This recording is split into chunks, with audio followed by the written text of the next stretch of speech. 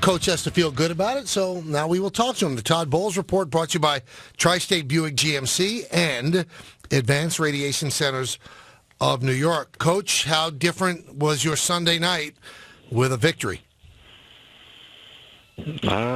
Same headache, but at least I slept a little better. What's your headache about? You always get a headache after the games. The games are taxing, but it was good. It was good. You probably enjoyed the Chips Ahoy a little bit better after a victory, right? Mm-hmm.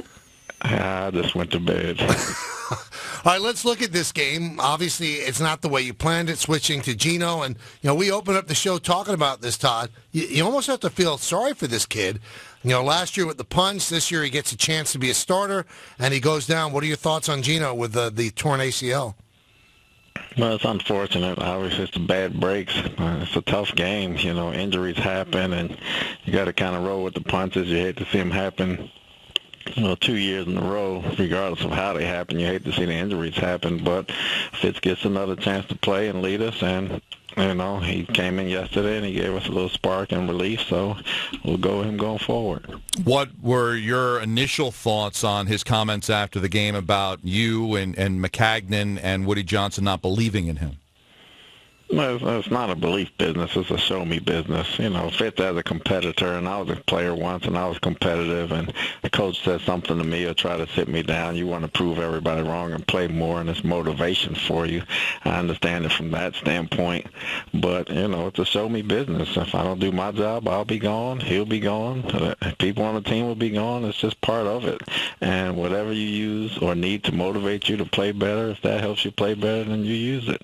Is this something, though, Todd, that you'll call him on the carpet? I mean, essentially, he's saying that the owner had something to say about these, because nowhere publicly was it ever printed that Woody Johnson had a problem with Ryan Fitzpatrick, and then he comes out and says the owner gave up on him. Is this something that you'll talk to him about? We'll have that discussion, but I'm sure for him, it's anytime you sit somebody down, it's not easy, especially. But when you're not playing well, and it's up to somebody else to say it, and our job is to say it, and that's what we did, and we sat him down. So when he got back in, it fueled the fire in him. If that's going to help him play better, then so be it. Would you think that this could be a distraction where it looks like it's Fitz against the world? He doesn't approve of you, doesn't approve of McCagnon, doesn't approve of Woody? No, I don't see it like that at all. So you think this is a one-shot thing where you will talk with him and then it will be diffused? I'm pretty sure we'll talk about it and it'll be over. Well, and I just, I guess what bothered us is that the suggestion that, it was Woody's decision. That's what I took from it. I mean, did you take it? The owner doesn't believe in me, the general manager and the coach almost seemed to suggest that it wasn't just your decision to bench him. Well, it was my decision, but, athletes, you use different things to motivate you, and whatever it takes to get you going, you get it to get yourself going. All right, let's talk about your defense yesterday. That was the defense that everybody expected to see. We'll start with Sheldon Richardson, who we just had on the Jet Player Spotlight. He was just a beast yesterday. He did a good job. He stepped up, and those guys stepped up when Muhammad's sitting out there. And obviously we got some plays in the secondary, but the guys up front played well. And what is the status for Mo moving forward? It's still too early to tell right now. I mean, he's getting treatment. He's trying to get back as fast as he can. Is it less cumbersome for you, Coach, not to, you don't ever want anybody hurt, but without Mo there, Sheldon said, I'm a better player on the line than I'm a linebacker, although I like playing linebacker. Without Mo, there's more opportunity to play him on the line.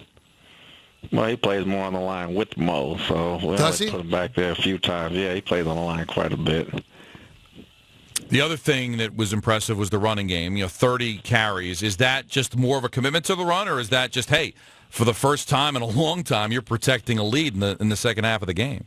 I think it's a little bit of both. Obviously, we had some wrinkles here and there, but we were playing with the league, and we got a chance to run the ball a little more. And they stopped us some, and we broke through some cracks, and Matt made some plays. I always pay attention, Coach, and I'm sure you do as well, when a player has a really bad game, the way Buster Screen did last week, to come back and see how he bounced back. And it looked like he was a guy with a mission, because he said you can't have two games like this in a row. What did his performance tell you about him? Well, this showed his toughness. Obviously, it was tough last week with a couple of flags on him, and he came back this week, and he was committed, and he put his head down, and he worked all week, and it showed up in the game.